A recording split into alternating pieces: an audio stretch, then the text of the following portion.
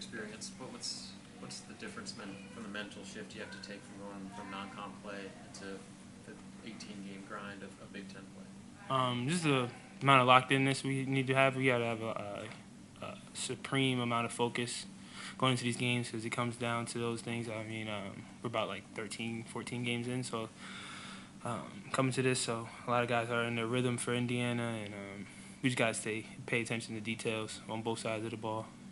You got a bunch of guys that haven't been through this, prominent players that haven't been through Big Ten. What, from what you've seen, what's different between Big Ten play and the nightly grind of that compared to maybe other leagues that these guys are used to?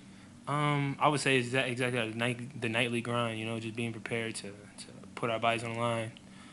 Like I said before, being focused and conscious in the action of what we got going on, what we have to do in terms of personnel and executing the scout and things like that. I think it's just more so just the amount, like it's every game, it's like the same thing every day, you know what I mean? Like there's no games we can't take off or no practice we could take off, which is different than earlier in the season we were playing a little easier opponents, no disrespect to them, but, This is a big physical Indiana team. Just what do you have to do against a team like that?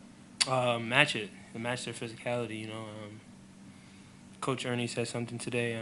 He said, he who hits first hits harder. So I think we have to initiate the contact and just bring it to them first because we know they're coming with it, What's been going right for you coming off the bench? I think it was 18 points and then 16 points for yourself last 2 games. Just what's been going right? What have you been comfortable with?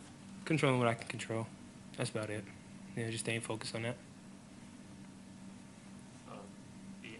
Beyond the physicality, just what else just kind of holistically stands out about Indiana in your preparation?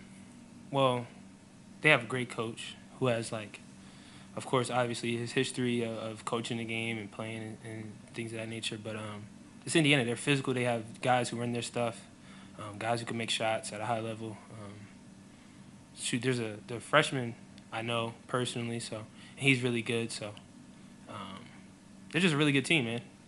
Through and through, even if they're not the Indiana of Victor Oladipo days, but they still bring that type of intensity and to the game. So You mentioned you played 13 games now. It's been a lot of highs and lows, kind of varying results over that. I guess what have you learned about this group, and what are you wanting to learn going into now the nightly grind of Big Ten play? I want to know how we face adversity.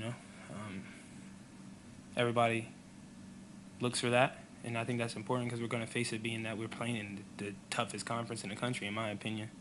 And then just what I've learned, that we're a resilient team. And I think to be able to how we respond, to figure out how we respond to adversity, I think we've done that a little bit throughout the season, but I think obviously in conference play it gets a little harder. So I just want to see how we respond to that.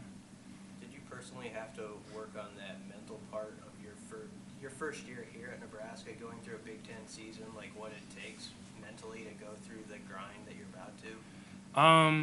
Did you have to grow to understand what it takes, sort of? Yeah, I mean, through experience and things is the best teacher, So I think going through it, and I had Kobe Webster. I'm pretty sure you guys remember him. He was a good older player for me, more veteran guy for me that helped me through a lot of that. So yeah, I would say it did take some practice, and just being that it's my 3rd year playing in this conference, I'm ready for it. You had something to say earlier. You good? No, it was just a softball. So you like yoga, or because that's where you're about to go? Yeah. That's a good question.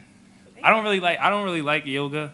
Why? But it's good for me. I feel good afterwards. So, but just going through is kind of painful. Stretching isn't the easiest thing to do. For sure. Appreciate you guys. Yeah. Thanks, CJ.